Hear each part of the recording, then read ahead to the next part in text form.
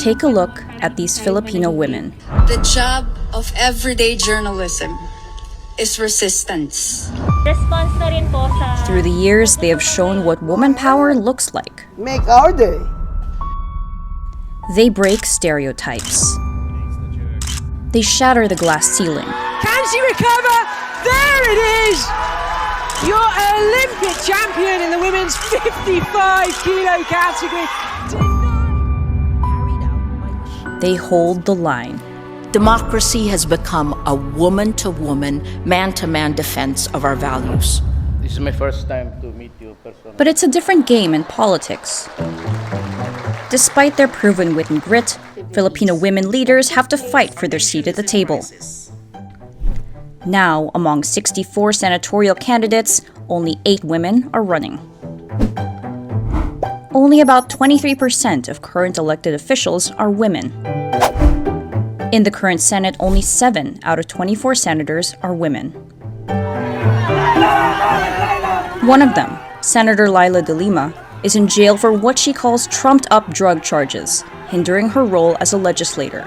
I think in terms of the numbers, we're making some headway. It cannot be just numbers that we're ticking off the boxes and then we say half of the legislation are women, for example. We have to look at what these women that we elect are bringing to the table. Are they true to the vision of gender equality that we want for the country? Are they reflective of the needs of the diverse women? In 2021, the Philippines ranked 17th among 156 countries in the Global Gender Gap Report of the World Economic Forum. The lower the number, the nearer to closing the gap. While the Philippines maintains its position as the most gender-equal country in Asia, it slid 3 percentage points since 2018. Among the factors considered in the ranking is political empowerment, where the Philippines ranked only 33rd. The report says this is because women occupy only 28% of the seats in Congress and about 13% hold ministerial positions. Can women leaders redefine the 2022 elections? In the presidential race, Vice President Leni Robredo is the lone female candidate. While she trails the frontrunner by a big margin, the energy and volunteerism she inspires during her campaign rallies show hope. At sa bawat po rally natin, kusang loob ang pagpunta ng mga tao.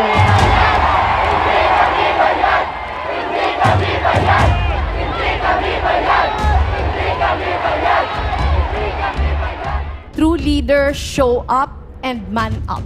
Kaya po sa darating na Mayo, the best man for the job is a woman.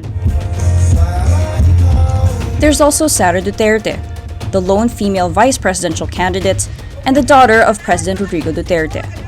Known for punching a sheriff in her early days as mayor, some say Sara is still very much her father's daughter, even if they don't see eye to eye. She ends up running alongside Ferdinand Bongbong Marcos Jr. in the 2022 elections. The Marcos Duterte tandem is the team to beat, a force to reckon with despite their father's autocratic bent. We offer you a tandem endowed with wisdom and experience. Sara's vice presidential bid was also steeped in political drama, with supporters initially urging her to run for president. But Sara's father claims it's not a job for a woman. I have told Inday not to run kasi naaawa ako sa dadaanan niya na dinaanan ko.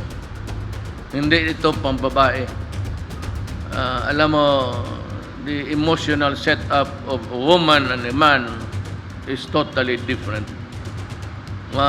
Maging gago ka dito.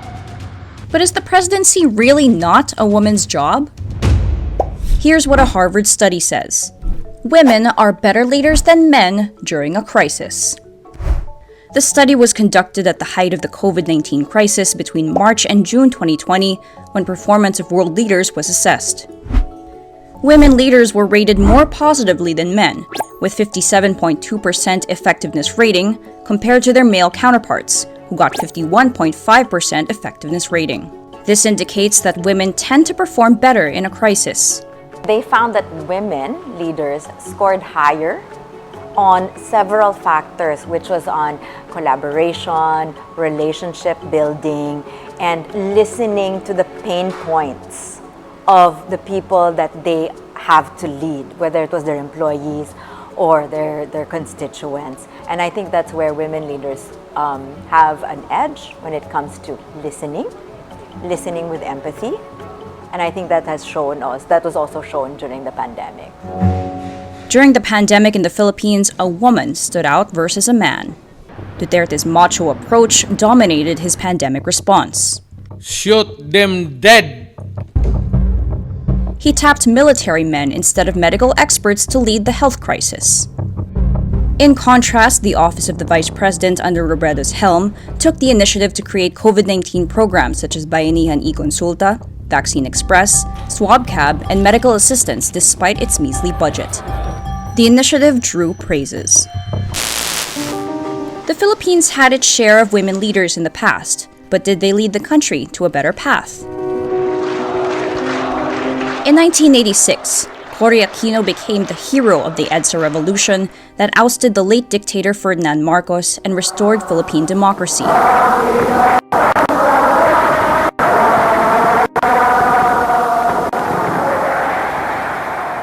The motherland cannot thank them enough.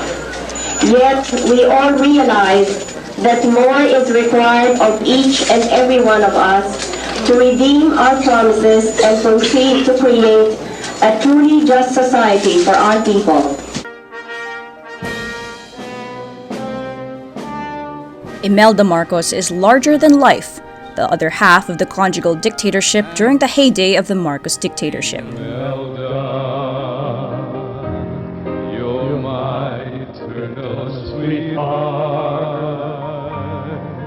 Inspiring muse who wrote my destiny.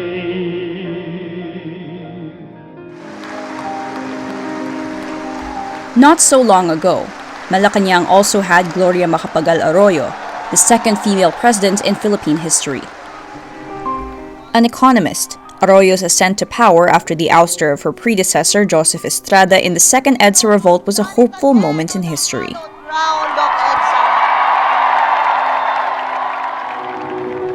But she fell from grace in 2005 during the Hello Garci scandal, which exposed her efforts to cheat in the 2004 polls. Fast forward many years later, Arroyo has become a kingmaker. She brokered the alliance of dictator's son Marcos Jr. and Sara Duterte in the 2022 elections. In the Senate, there's Pia Cayetano, who started out as a feminist, but her silence on Duterte's misogyny erased any brownie points she earned early in her foray into women's issues. If you look at the programs he's done in Davao City, they're the most proactive. They have been the pioneer in women empowerment in the whole country. He's really seriously a wonderful protector of women. Some of the most prominent female personalities running for the Senate are re-electionist Senators Risa Hontiveros and Laila de Lima.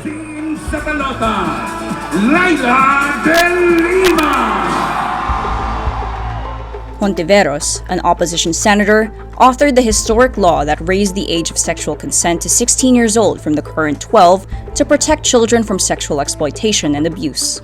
As a policy maker, I am pleased that we now take advantage of an historical opportunity to correct this. Here to represent Laila de Lima, please welcome Attorney Dino De Leon. It's a double challenge for De Lima, who is campaigning from jail. Her standee in the campaign rallies is a symbol of perseverance in the face of persecution, a grim cautionary tale of what human rights defenders in the Philippines must endure. Alam natin na siya ay binigyan ng mga peking kaso. Candidate from the South, Samira Gutok, was once seen as a firebrand. When 1/3 of your countrymen does not have the freedom to speak, it is not Philippines at all. Ang importante po is a woman who stands without fear, without threat to her life, that she is willing to run alongside giants and along honorable men, that she is willing to fight a fight that is against Goliaths. She ran under the Ocho Derecho ticket of the Liberal Party in 2019, but jumped ship to Isko Moreno's Acción Democrático. So wag naman sana masamain ng publiko na nagtraidor si Sam. Her silence on Moreno's tirades against Robredo surprised her supporters, especially the youth. So hindi ako nawala sa prinsipyo ko na politician ako, pero I will stand against corruption. I will stand against what's wrong. Pero I have to win. I have to win an election. Tapos iniwanan ako ng kabataan. She campaigns on the same stage as fake news purveyor Mocha Uson. She says she's conflicted. Yikes, di ba? I mean, I question fake news spreader. I mean, we're on the same boat of bashing. Itaas po natin ang ating mga kamao! Mga mahal na Duterte supporters! Malapit na! Malapit na ang pagbabago! Far from being a victim, Uson was part of a triumvirate of Duterte diehard supporters who built a disinformation network that weaponized the internet against President Rodrigo Duterte's critics. Former Senator Laura Nigarda is also eyeing a return to the Senate. A former journalist, she joins the Senate slate of Marcos Duterte, raising eyebrows and cementing her reputation as a transactional politician. Among the unknowns, Agnes Bailen, a former staff of the late Senator Miriam Defensor Santiago, is running under the slate of Partido Lakas ng Masa, a hodgepodge of socialists and progressives. The little-known candidate is a teacher and a public servant. Simple lang po ang aking hangarin sa pagtakbo. Ibalik ang kakayahan at prinsipyo sa Senado. Sa isang member ng LGBT community. When Bataan 1st District Representative Geraldine Roman won in Congress, it was hailed as a historic step towards LGBTQIA+ representation in politics in a predominantly Catholic country. Nais din ng LGBT community. Pasalamatan ang aking mga kasamahan sa Kongreso na lumagda bilang co-authors ng Anti-Discrimination Bill on the basis of sexual orientation and gender identity. She passionately advocated for the passage of the SOGI Equality Bill and the Same-Sex Civil Union Bill. Her progressive record, though, is marred by her vote favoring the death penalty, including her recent support for the Marcos Duterte tandem. Bataan is both Marcos and Duterte handshake. You cannot automatically assume that because this person is a woman, they will be an advocate for women-centric issues or for issues that will promote gender equality. When you look at the number of women in office, I'd look at their last names. A lot of them still are coming from, political dynasties. So are we electing this person because she's a woman and might uphold principles of gender equality and women-centric policies? Or are we electing her because of the last name? It's a paradox. You have the Philippines scoring very high on several gender equality indexes. But let's look at the laws that concern the lives of women in the Philippines. We're the only country in the world without divorce. A reproductive health law that was passed in 2012, 10 years ago, has still not been able to fulfill its promise of providing adequate birth control to the women who need it most. Why are candidates, male or female, with a women-centric agenda important? Women surely hold up half the sky in the Philippines, but women continue to be discriminated, harassed, and abused in the workplace. The pandemic has pushed women out of the labor force more than men, weighed down by household responsibilities like ensuring long-distance learning for their children. 1 in 4 women experience violence. We don't really need more women politicians if they are more of the kind we see today, with a few notable exceptions. What we need are women advocates.